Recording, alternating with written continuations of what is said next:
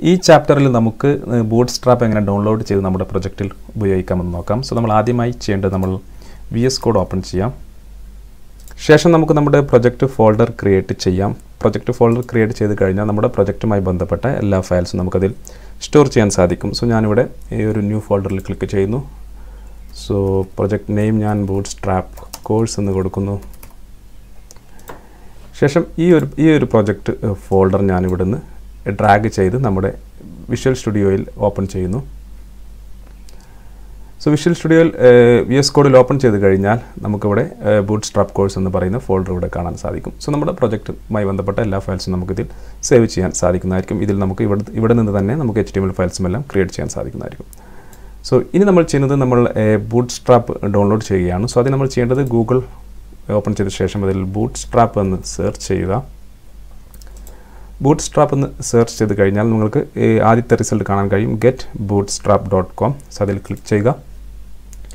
അതിൽ ക്ലിക്ക് ചെയ്ത് കഴിഞ്ഞാൽ ബൂട്ട്സ്ട്രാപ്പിൻ്റെ വെബ്സൈറ്റ് ഓപ്പൺ ആയി വരും. സോ അതിൽ നിങ്ങൾക്ക് ഇതിനെക്കുറിച്ചുള്ള കാര്യങ്ങളും ഡോക്യുമെൻറ്റേഷനും എല്ലാം ഇവിടെ നിന്ന് കാണാൻ സാധിക്കും. സോ നിങ്ങൾക്ക് അതിനെക്കുറിച്ച് അറിയാൻ ആഗ്രഹമുണ്ടെങ്കിൽ നിങ്ങൾക്ക് ഇവിടെ നിന്ന് കാണാവുന്നതാണ്. അതിൻ്റെ ഡോക്യുമെൻറ്റേഷനും കാര്യങ്ങളും മറ്റെല്ലാ കാര്യങ്ങളും നിങ്ങൾക്ക് ഇവിടെ നിന്ന് ലഭിക്കും.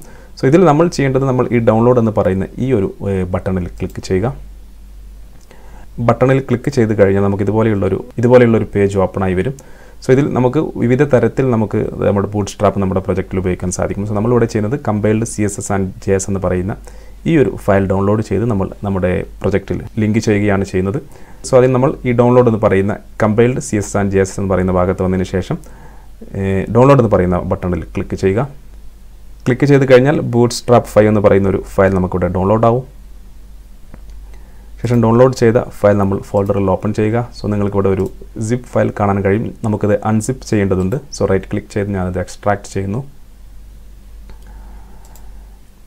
എക്സ്ട്രാക്ട് ചെയ്ത് കഴിഞ്ഞാൽ നമുക്ക് ഇതുപോലെ ഒരു ബൂട്ട്സ്ട്രാപ്പ് 501 എന്ന് പറയുന്ന ഒരു ഫോൾഡർ ലഭിക്കും. അത് ഓപ്പൺ ചെയ്യുക. അത് ഓപ്പൺ ചെയ്താൽ മറ്റൊരു ഫോൾഡർ ലഭിക്കും. അതും ഓപ്പൺ ചെയ്യുക. അത് ഓപ്പൺ ചെയ്ത് കഴിഞ്ഞാൽ നമുക്കിതിൽ CSS JS എന്ന് പറയുന്ന 2 ഫോൾഡർ ലഭിക്കുന്നതായിരിക്കും. സോ ഇതിൽ CSSനുള്ളിലാണ് CSSുമായി ബന്ധപ്പെട്ട ഫയൽ, അതുപോലെ JSനുള്ളിൽ JSുമായി ബന്ധപ്പെട്ട ബൂട്ട്സ്ട്രാപ്പ് ഫയൽസ് ഉണ്ടായിരിക്കും. സോ നമ്മൾ ചെയ്യേണ്ടത് ഈ 2 ഫയൽ ഇവിടുന്ന് കോപ്പി ചെയ്യുക. ശേഷം നമ്മുടെ പ്രൊജക്റ്റ് ഫോൾഡർ ഓപ്പൺ ചെയ്യുക. Project folder bootstrap course open ചെയ്യുക. അതിനുള്ളിൽ നമ്മൾ ഇപ്പോൾ കോപ്പി ചെയ്ത 2 ഫയൽ പേസ്റ്റ് ചെയ്യുക. സോ നമ്മുടെ CSS JS എന്ന് പറയുന്ന നമ്മുടെ ബൂട്ട്സ്ട്രാപ്പിൽ നമ്മൾ ഡൗൺലോഡ് ചെയ്ത 2 ഫയൽ നമ്മൾ നമ്മുടെ പ്രൊജക്റ്റ് ഫോൾഡറിൽ ഇപ്പോൾ പേസ്റ്റ് ചെയ്ത് കഴിഞ്ഞു. ഇനി നമ്മൾ VS കോഡിൽ പോയി നോക്കിക്കഴിഞ്ഞാൽ നമുക്ക് ആ CSS JS എന്ന് പറയുന്ന 2 ഫയൽസ് ഇവിടെ കാണാൻ സാധിക്കും. 2 ഫോൾഡേഴ്സ് ഇവിടെ കാണാൻ സാധിക്കും.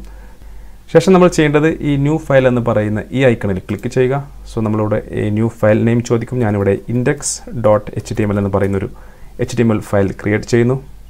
സോ നിങ്ങൾക്കിവിടെ കാണാം. സോ നമുക്കിത് ബൂട്ട്സ്ട്രാപ്പ് കോഴ്സ് എന്ന് പറയുന്ന ഫോൾഡറിലാണ് വേണ്ടത്. ബൂട്ട്സ്ട്രാപ്പ് കോഴ്സിൽ നമുക്ക് CSS JS എന്ന് പറയുന്ന ഫോൾഡറുണ്ട്. അതിന് താഴെ നമുക്ക് index.html എന്ന് പറയുന്ന ഫയൽ നമ്മൾ ഇതുപോലെ ക്രിയേറ്റ് ചെയ്യുക. അതിനുശേഷം ഒരു എക്സ്ക്ലമേഷൻ സൈൻ നമ്മളിവിടെ കൊടുത്തു കഴിഞ്ഞാൽ നമുക്ക് ബേസിക് HTML സ്ട്രക്ചർ ലഭിക്കുന്നതായിരിക്കും. സോ നമ്മളിവിടെ വെബ്സൈറ്റ് ടൈറ്റിൽ നമ്മളിവിടെ ബൂട്ട്സ്ട്രാപ്പ് കോഴ്സ് എന്ന് കൊടുക്കുന്നു. Bootstrap course.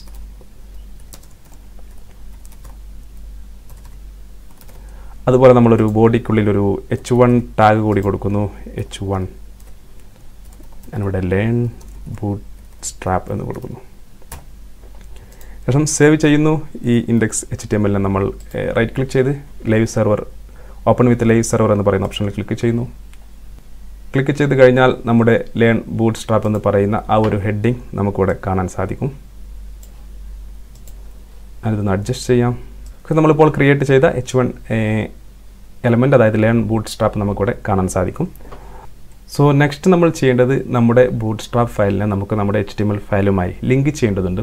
സോ ഇതിന് നമ്മൾ ആദ്യമായി ചെയ്യേണ്ടത് നമുക്കിതിൻ്റെ CSS ഫയൽ ലിങ്ക് ചെയ്യാം. സോ CSS ഫോൾഡറിൽ bootstrap.css എന്ന് പറയുന്ന ഈ ഫയലാണ് നമുക്ക് ആദ്യം ലിങ്ക് ചെയ്യേണ്ടത്. അതുപോലെ JSൽ bootstrap.js എന്ന് പറയുന്ന ഈ ഒരു ഫയലും, ഈ 2 ഫയലുമായി നമുക്ക് നമ്മുടെ HTML ഫയലിനെ ലിങ്ക് ചെയ്യേണ്ടതുണ്ട്. സോ നമുക്കറിയാം CSS എങ്ങനെയാണ് ലിങ്ക് ചെയ്യേണ്ടതെന്ന്. നമ്മൾ ഹെഡ് ടാഗിനുള്ളിൽ വന്നതിന് ശേഷം നമ്മളിവിടെ ലിങ്ക് എന്ന് കൊടുക്കുക.